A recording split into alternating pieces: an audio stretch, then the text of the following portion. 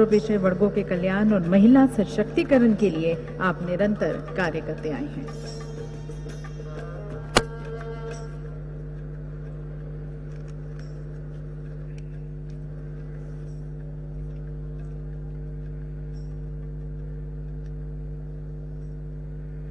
हमारे सिक्किम के राज्यपाल माननीय ओम जी माथुर जी, हमारे मुख्यमंत्री भजनलाल शर्मा जी, हमारे केंद्रीय मंत्री भूपेंद्र जी यादव जी, हमारे यहाँ के उप मुख्यमंत्री दिया कुमारी जी, प्रेमचंद बरवा जी, कर्नल राजवर्धन जी, के बिश्नोई, अजय पीरामल जी, विनोद चौधरी जी, अशोक कोदरानी जी, निर्मल कुमार सेठिया जी और अन्य सभी मंत्रीगण, विधायकगण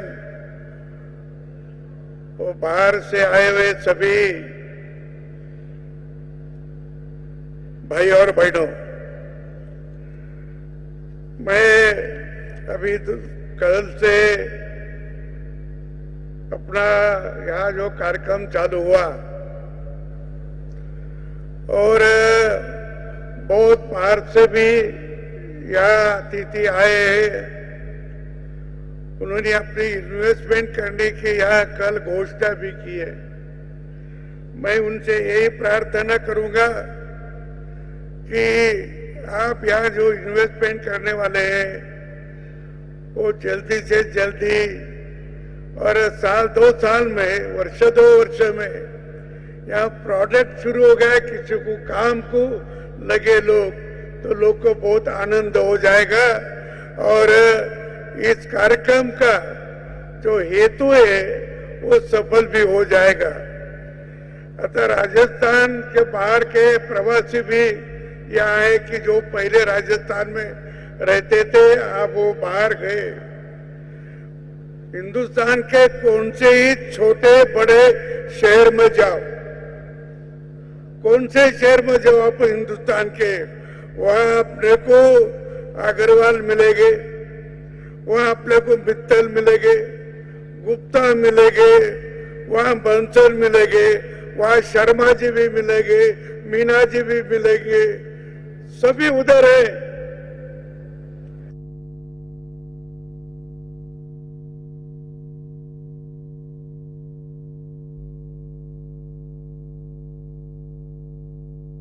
और ये मैं हमारे एक वर्तमान पत्र निकापत वाले दरडा जी हमारे मंत्री भी थे, जवाहरलाल दरडा जी उनके पुत्र भी खासदार थे और मंत्री भी थे, तो उनके वहां गया था तो बोले कि तुम कहां, मैं बोला तुम कहां से आए, राजस्थान से, तो उन्होंने उनका गांव बोला और वो गांव को मैं यहाँ हमारे कुछ अधिकारी को बोला कि वो पोखरिया गांव है, तो कहाँ है,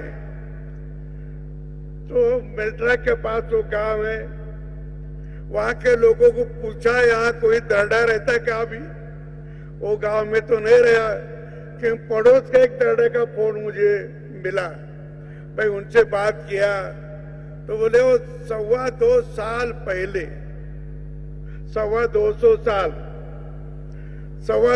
साल पहले यहाँ से गए और उनके पहले भी कुछ लोग गए। अब 250 साल के पहले के जाने से वो बैलगाड़ी से यहाँ से गए और हमारे उधर जालना वगैरह उधर तो बहुत मारवाड़ी समाज है, उनकी एक कहावत है, वो बोलते कि जहां बैलगाड़ी वहां मारवाड़ी, जहां जहां बैलगाड़ी जाती वहां वहां मारवाड़ी गए, और बात तो सही है। लेकिन अभी जो जहां गए वहां उन्होंने बहुत अच्छा काम किया, लगन से काम किया, उनकी अर्थव्यवस्था भी बड़ी हो गई। आप उसी को सभी को आप यहाँ धीरे धीरे बुलाइए और उन्होंने भी ये सोचना चाहिए कि हम जो यहाँ आए, यहाँ से मुंबई गए, कर्नाटक में गए, कहीं मद्रास गए होंगे, तो हमारे कोई ना कोई तो ही गांव में रहता, हमारा कोई नातक वहां रहता है, हमारा कोई पड़ोसी वहां रहता है, हमारा रिश्तेदार रहता है, और वो यहाँ रहता करके यहाँ का राजस्थान अभी भी है। अभी यहाँ 8 करोड़ की जनता है। मुझे ऐसा लगता है कि मुझे आंकड़ा तो मालूम नहीं, लेकिन कम से कम 2-2.5 करोड़ जनता राजस्थान के बाहर होगी।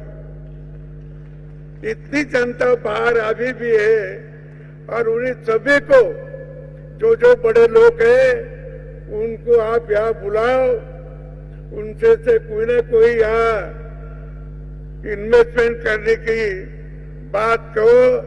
अभी ये छोड़ो मत, अभी इसका पाठ पुरावा तो करना चाहिए। यहाँ पहले ऐसे 2-3 कार्यक्रम हुए, ऐसा मुझे लगा, लेकिन ज्यादा कुछ काम हुआ नहीं। तो आपने लगन से ये सब लोगों इनके साथ बात करे, मोहब्बत से बात करे, प्रेम से बात करे, और ये इन्वेस्टमेंट यहाँ पूरी करवा दो। इतना ही मैं आपसे यहाँ से कहता हूँ। ये तो राजस्थान की भूमि तो बहुत है, संख्या कम है, लेकिन जो भूमि है वो रेगिस्तान है, बारिश कम होती है, और बारिश कम होती है तो फसल एक ही होती है। मैं आपसे निवेदन करूंगा कि हमारे महाराष्ट्र में भी बहुत जिले ऐसे कि वहां बारिश कम होती रहती, लेकिन वहां हमने जलयुक्त शिवार का कार्यक्रम वहां देवेंद्र जी ने किया।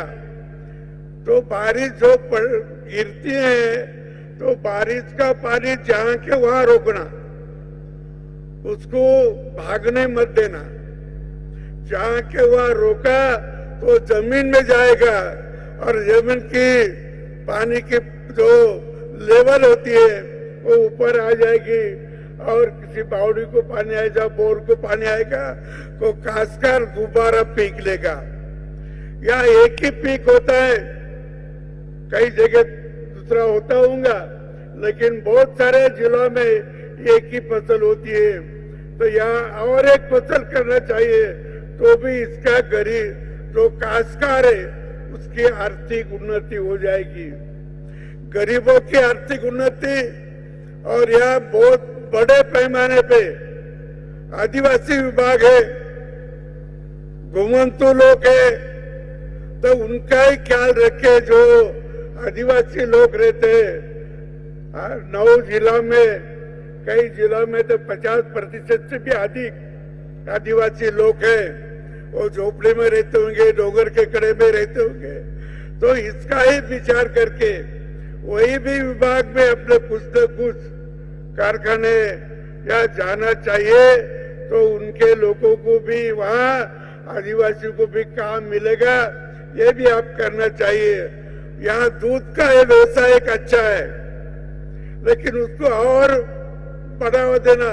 अपने महाराष्ट्र यहाँ के राज्य सरकार ने तो 5 रुपए अधिक भाव भी दिया, और गौशाला के वजह से जो गाया खाटी होती है वो संभालने के लिए पैसे भी देते। एक अच्छी बात यहाँ है, गौशाला और कई प्रांत में है, ऐसे मैं तो अभी सुना नहीं, लेकिन यहाँ राजस्थान में गाय का बहुत महत्व होता है। गाय का जितना अधिक महत्व होता है उतना नंदी का होता नहीं। नंदी तो छोड़ देते हैं, इधर कहीं भी जाओ, तो उसका भी एक इलाज करना चाहिए। और ऐसे में अपना यहाँ का जो गरीब वर्ग है, तो उनका आप तो सब उनको आप अलग अलग व्यवस्था में बिठाए, योजना में बिठाए, लेकिन जितना यहाँ अधिक कारखाने आएंगे उतने मजदूरों को काम मिलेगा, और खेतों को पानी मिलना माननीय दीनदयाल जी बोलते थे कि हर खेत को पानी, हर हाथ को काम। जब तक खेत को पानी नहीं मिलेगा, जब हाथ को काम नहीं, और हाथ को काम नहीं मिला तो लोग बाहर जाते हैं और गांव छोड़ जाते हैं, तो वो भी नहीं होना। इसीलिए हमारे मुख्यमंत्री ने अच्छा काम किया है, राजस्थान की ये व्यवस्था की है, और आपने बहुत सालों बहुत लोगों से संपर्क किया है।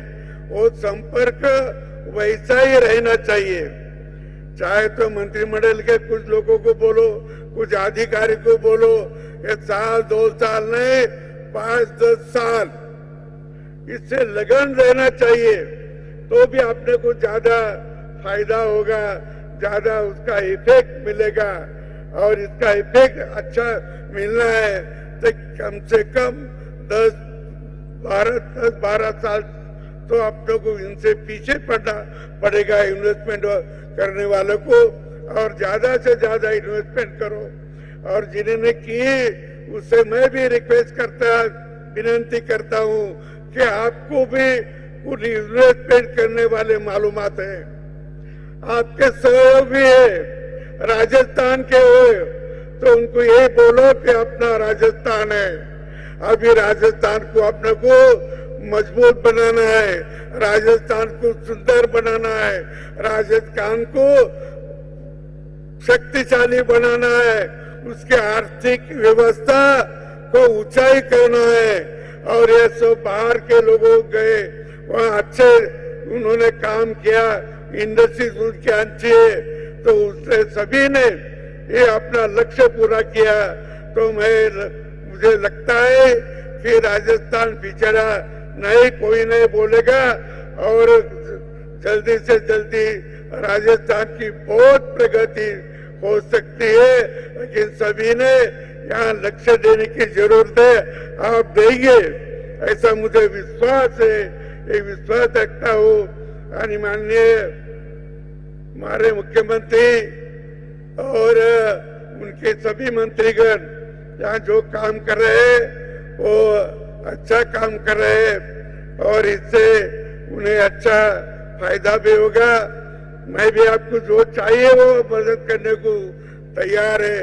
अगर मैं महाराष्ट्र चाहता हूँ, यहाँ खेती का धंधा, उद्योग धंधा, इंडस्ट्रीज बहुत है, और आपको भी मालूम है हमारे भजनलाल जी मुंबई भी गए थे, कुछ लोगों को मिले, पर फिर आप बहुत दिन से मिले नहीं, तो एक बार और उनको मिलो और लाओ उनको उधर, और उनको बोलो इधर पैसा डालना चाहिए। उनसे कोई तो उधर इधर के हो, उससे हक से बोलो, उनको हक से बोलो, हमारा हक है तुम्हारे से, तुम राजस्थान के उधर गए, जाओ, हमको कुछ इतराज नहीं, लेकिन इनके लोगों को मदद करो। ये आप हक से बोल सकते हैं, जितना आप हक से बोलेंगे उतनी इन्वेस्टमेंट इधर आ जाएगी, इतना मुझे विश्वास है। मैं आपसे सभी को धन्यवाद देता हूँ, आपका स्वागत भी करता हूँ, और जय भारत, जय राजस्थान।